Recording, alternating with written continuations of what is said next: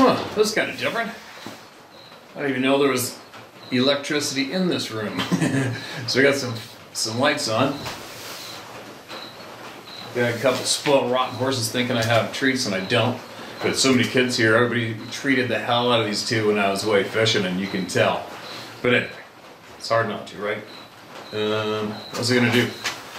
I was going to finally do a photo dump out of my old phone, 'cause it's got a new phone. And I don't know why, you sign that iCloud thing, everything's supposed to transfer over. It didn't. So, anyway, before I completely lose touch with the old phone, the thing smashed all to hell.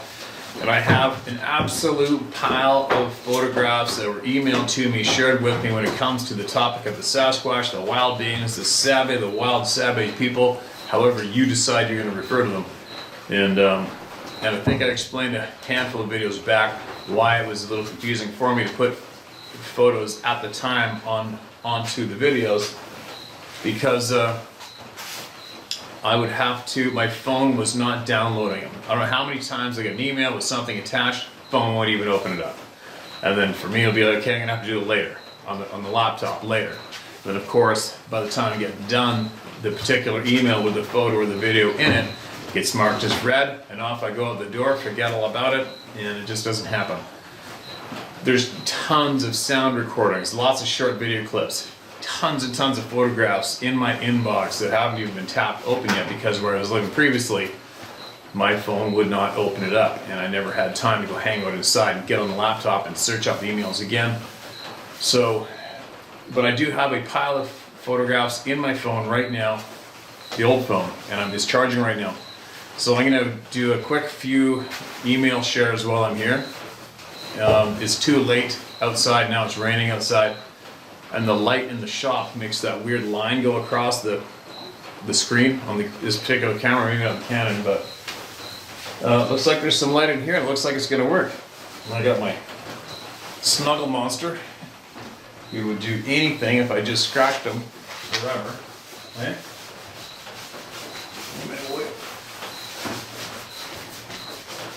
Dying for attention. So anyway, I'm going to share a few emails, not as many as normal. Then I'm going to go into the shop where my editing computer is, and I'm going to seek out and find every single photograph that I have on that phone, and I'm going to lace it up into this email for you guys to all see. Some of you may recognize, some of them not. A lot of these photographs were supposed to go with emailed in experiences, and they didn't. Obviously, I feel like a bit of a knucklehead for that, but what do you do, right? The tasks at hand are confusing and time-consuming as it is, especially when you got so much on the go. But anyway, I'm doing the best I can, but it's going to get a lot better shortly, all right? So, let's see. Thank God it's raining. This place is like a fireplace ready to explode. I don't have any food. All right, here we go. What do we got? Unexplainable roars, etc. Greetings, Steve. My late father was a Green Beret who served in the U.S. Army Special Forces for 29.5 years. He died in 2014 after a 19.5-year-long battle due to cancer from Agent Orange. Growing up in Chicago, Illinois, my dad always encouraged me to join the Y Indian Guides, Cub Scouts, and Boy Scouts. My dad literally taught me everything about Morse code and the outdoors / camping / wilderness to include understanding the sixth sense. Dad told me he developed a sixth sense while advising the Montagnard tribes while fighting in the Republic of South Vietnam, Cambodia, Laos, and North Vietnam, assigned to 5th SFG A Detachment 234 in the Central Highlands. Dad always said he was a true mountain man and could survive anywhere in the world. Did I mention he was a Special Forces combat diver? Haha. My point is, I was taught in my early formative years how to respect the great outdoors. I learned from the best. Dad was actually recognized as being a national explorer for living 250 miles above the Arctic Circle, an achievement he was very proud of. The jungle, however, was where he seemed to be in his element. He proudly fought the jungles of Panama in Operation Just Cause in 1989, as well as training there several times after. I learned to love the outdoors from his example. About me, I'm both a third-generation Army combat veteran and Chicago police officer retired. I guess I'm a product of tradition in both military and law enforcement. I have healthy respect for whoever and whatever it is in the forest. Ever since my youth, I always felt like I was being watched while in the woods. I have an extensive background in various fields where the woods were always my domain. They have been 2 times in my adult life where I've heard roars / screams / howls and shrieks like that of the Sierra recordings. First time was in 1999 when I was stationed in Alaska in a very remote area.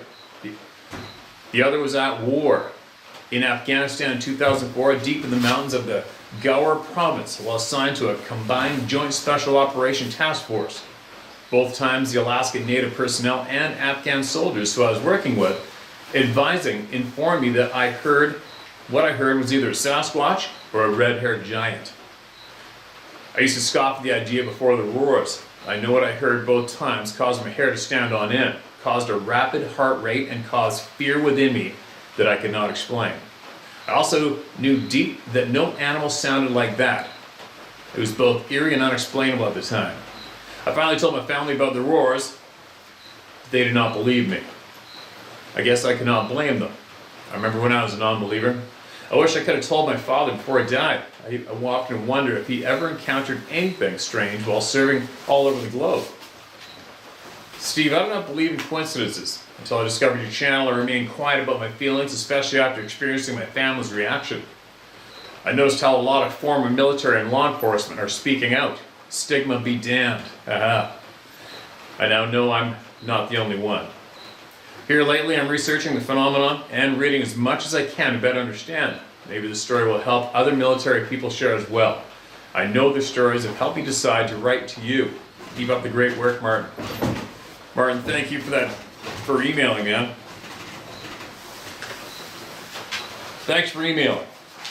Absolutely appreciate it. And the reasons you just shared to why you decided to email in is actually makes me very happy, because that's exactly what we're supposed to be doing here, right? We're supposed to be making an example and offering up a safe place for everybody to come forward. No bullshit, no judging, and ultimately accepting every single human being for what they are as good, hard-working, honest people, members of a community, right? Members of an actual, true community. Again, finally, thank God. But anyway, if you ever hear of anything, any more knowledge that you feel could help the people, then please get it into me so I can share it with everybody. And all you other people who are in law enforcement, search and rescue, military, scientific sector, the nuclear sector, I know that there are probably tens of thousands of you watching this channel without a doubt. I think there was, 3.9 million views on this channel just in the last 28 days. And the other channel I got on the go has a few million as well. And that represents a lot of people, right? And a lot of people that are sitting there silent, taking it all in, learning for themselves, trying to figure out more new pieces, missing pieces to their puzzle, and probably sitting back silent, not offering up too much yet, but they're gonna, right? What are you doing? Huh? Poor guy. He loves hanging out with me. Anyway, let's get into another one.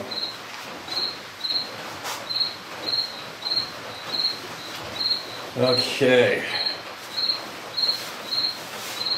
Mark this as red. Answer and story.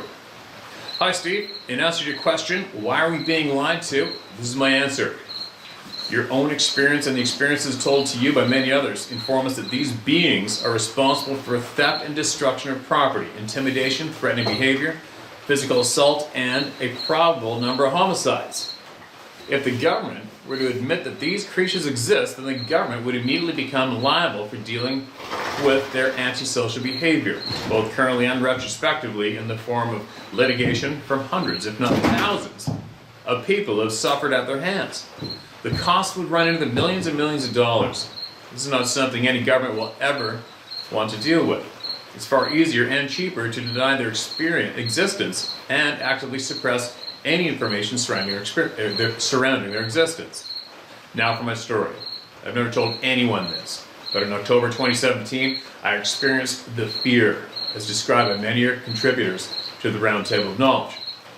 I was out jogging by myself on my usual jogging route after work, as I'd done for many years without incident.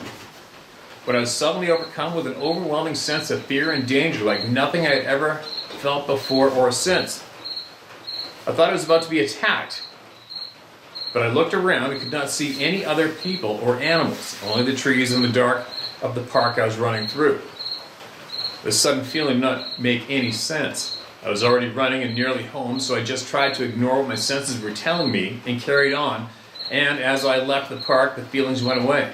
But there's just one problem. I don't live near the Canadian wilderness or even in the Western Hemisphere. I live in the UK, close to Derby city centre, where there has been a sighting of a Sasquatch, where there's never been a sighting of a Sasquatch or any other cryptid of any kind ever.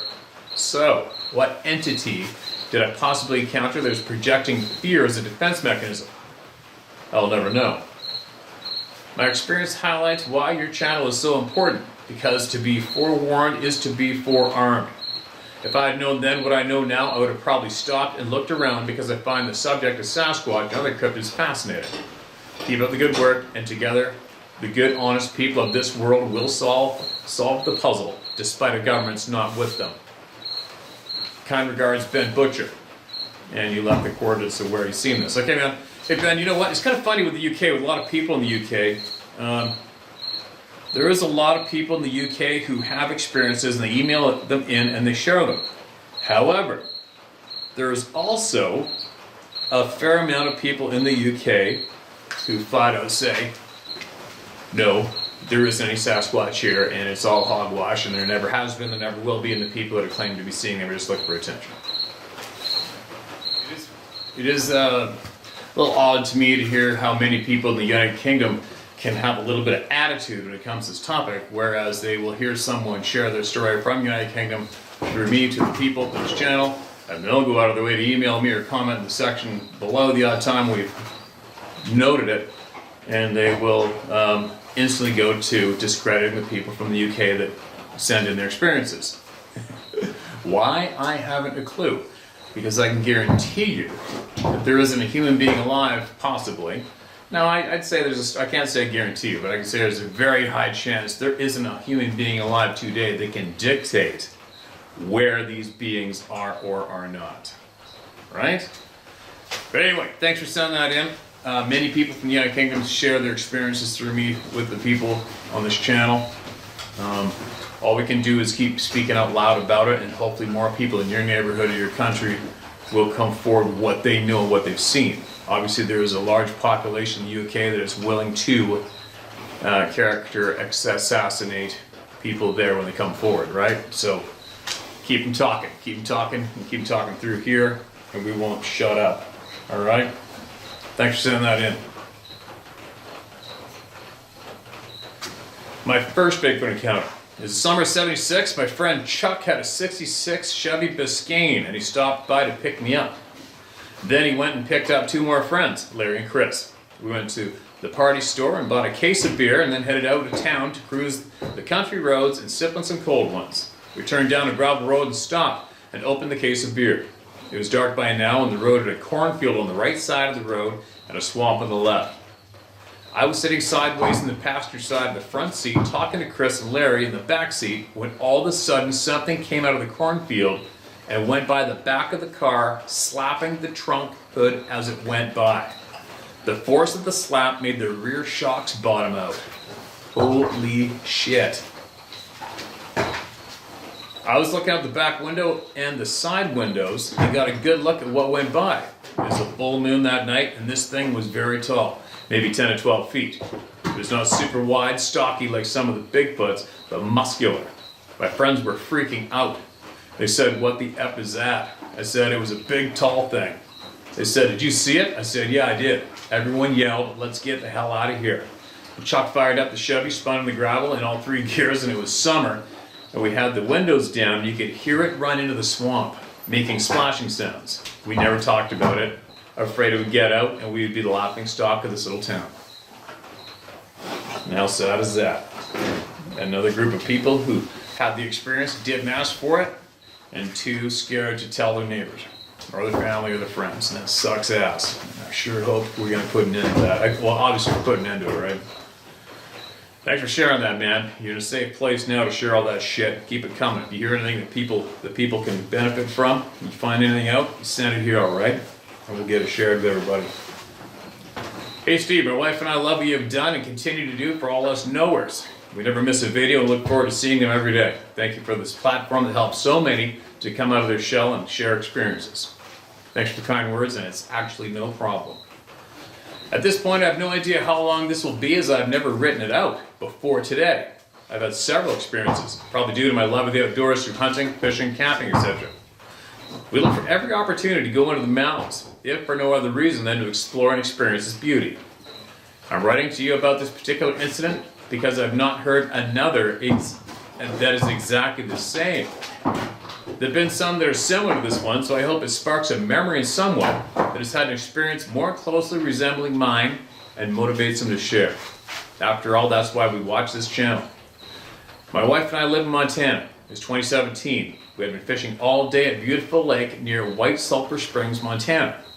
We fished longer and later than we had intended. I'm sure you may have done the same on occasion, LOL. So, by the time we had packed and loaded up all our gear, the sun had gone down and it was starting to get dark. It was approximately 12 to 14 minutes to the campground in which we were staying, and it would be completely dark before we reached it at the speed we had to travel safely. We'd gone about 7 miles. We were all alone on the road, or at least there were no other humans anywhere nearby. It was totally dark by now, so I was driving with brights on. I noticed some movement on the right shoulder of the road about 100 yards ahead of my truck. I fixed my eyes on the object and started slowing down as we drew closer. My wife nor I said anything at this point as to what we were seeing, and would discover later we could not explain why we remained silent for at least another 5 minutes. What I saw in front of me as we approached, and to the far side as we slowly crept by, was nothing short of incredible. I saw it first on the right shoulder, but as I got closer, maybe 50 yards or so, it moved into the road towards the center, and it seemed to float there for a few seconds, and then move back to the right side of the road as I got to about 20 yards. This thing had long dark hair, maybe black, and was 4 to 5 feet wide. It was 1.5 feet above the ground. No visible feet or legs. It was 2 feet from top to bottom, no face or visible head, and as I said, 4 to 5 feet wide and longish hair. I can't explain why, nor can my wife, why we just continued to drive by at about 2 miles an hour, staring out the right side window looking at this thing.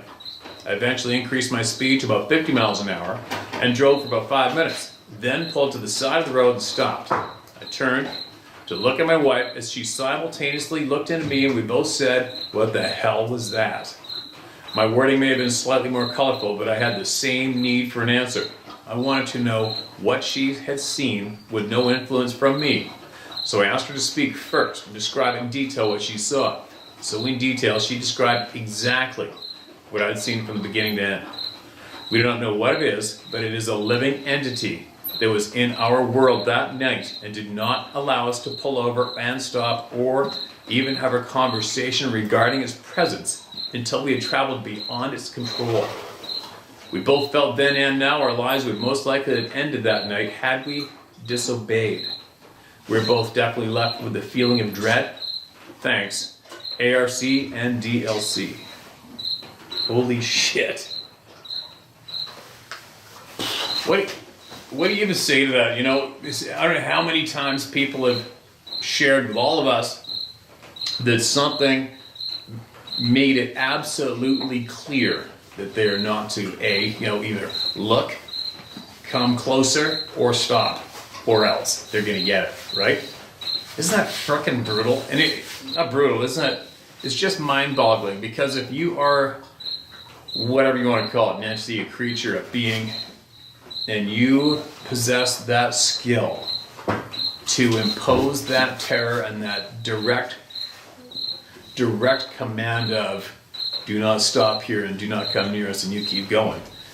If you were that far advanced with some set of skill, that intelligent, Why would you stop in the middle of a frickin' public human highway? Right? Why would you? It doesn't make sense. It contradicts that some of these things these beings do just contradicts the intelligence we think they possess, right? They do the most simplest of screw-ups, yet they also do things that absolutely outclass the shit out of us. It is so frickin' confusing, especially for me, because I've spent basically the majority of my life trying to understand wildlife, various species, and I mean trying to understand every single thing about them. Why they do this, when they do that, where they sleep, when they sleep, where they eat, where they hang out, where they travel to. I've been spending my lifetime trying to figure out and master all of that. And when I apply the skills that I've created for myself to this topic, it's just frickin' mind-boggling, confusing.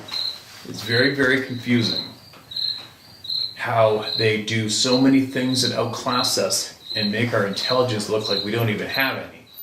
Yet they do the most obvious of dumbass screw-ups consistently, right? I don't get it. I just don't get it. I hope to get it.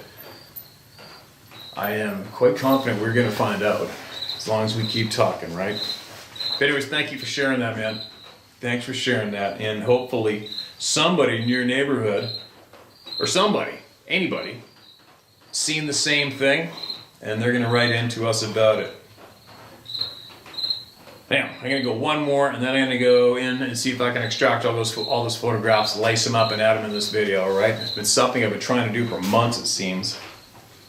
So let's see what we got here. Hi, my name is Vicky. I live in Wyoming. I have no experience, but similar ideas to you. Okay, if you don't have any experience, then I can't read it. Okay, right now. This is for the people who've had experiences and need to get it off their chest. And I will get back to reading your email on my time and see what you got. Hi, Steve. Just a short tale to relate here. Background on me: I live in the Pacific Northwest these days. Former construction worker turned trauma/neurotrauma ICU nurse since 2008. I was 43 years old at the time of this occurrence, 53 now. I used to spend lots of time outdoors fishing, hiking, camping, and later in life bow hunting as well. Though less these days since COVID did a number on my heart and my stamina last year. Recovery is slow, but I hope to get back to the outdoors soon. To the story, it was mid-April 2011. Prior to the beginning of a new life with freedom as a traveling ICU RN, I just quit my job and was taking a much-needed solo road trip to camp and fish on my way from Pensacola, Florida to Anchorage, Alaska to decompress and renew my soul. Holy shit, that's a wicked trip. Great trip. I had many pleasant memories and moments, and some minor adventures, and one brief encounter with the unexplainable.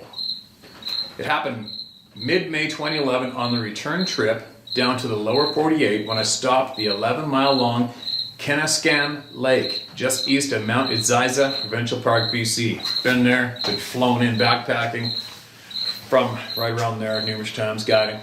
Very remote. I arrived around 1 p.m. Sun was out, temperatures in the high 50s. I set up camp, chatted with the campground director, and decided to launch my kayak to explore the western shoreline and hopefully catch dinner. My kayak was the only vessel on the lake as far as my eyes could see. The lake had only just thawed in the last 2 weeks.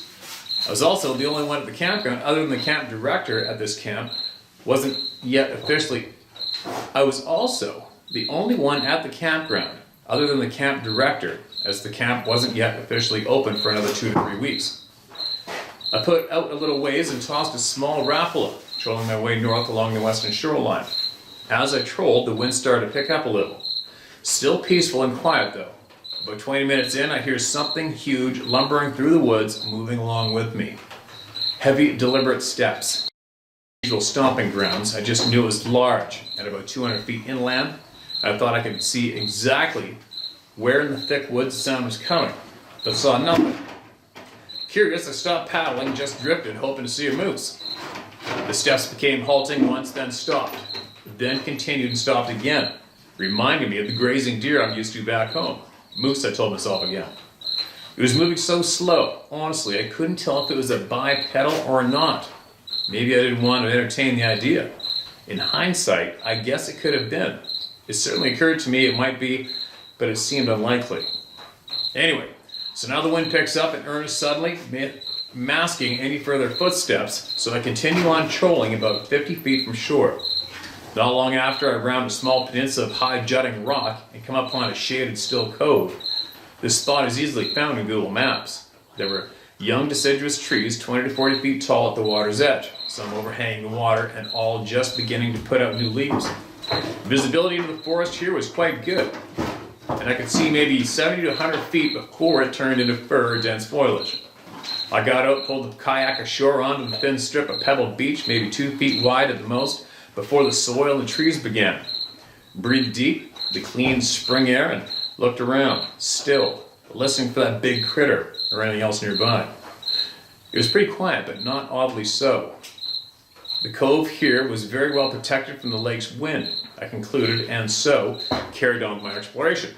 I spotted a small elongated clearing in the canopy, heading west about 100 feet in, and headed towards that, hoping it was a trail. Sure enough, I came upon a barely discernible narrow trail of packed light sand that I began to follow down and deeper into the forest. My intention was to take a brief little look a little ways in, then come back for an early start and a hike to the nearest peak the next morning, and maybe camp overnight up there after telling the campground director of my plans, etc. Suddenly got even quieter and I stopped. Something told me I shouldn't go any further. This seemed stupid, and I argued myself. I could clearly see there was no place nearby where a predator could hide or ambush me. It had gotten quieter because I dropped below the lake surface, and both trees and earth now muffled the wind and whitecaps of the lake.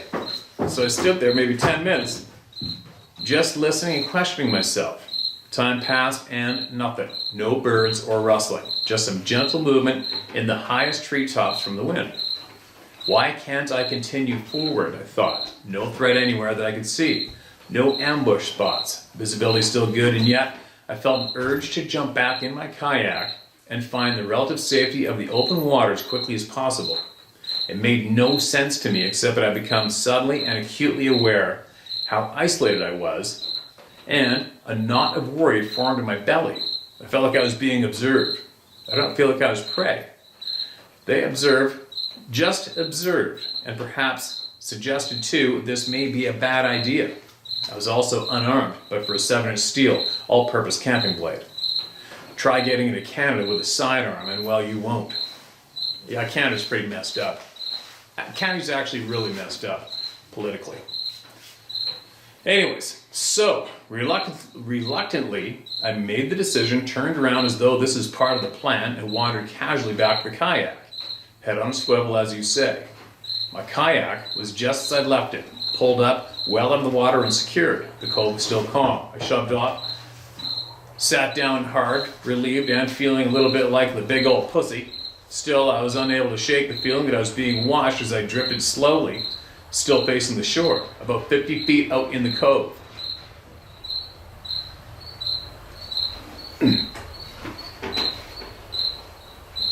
On high alert, I was still peering hard in the surrounding area where I'd just launched from when it happened.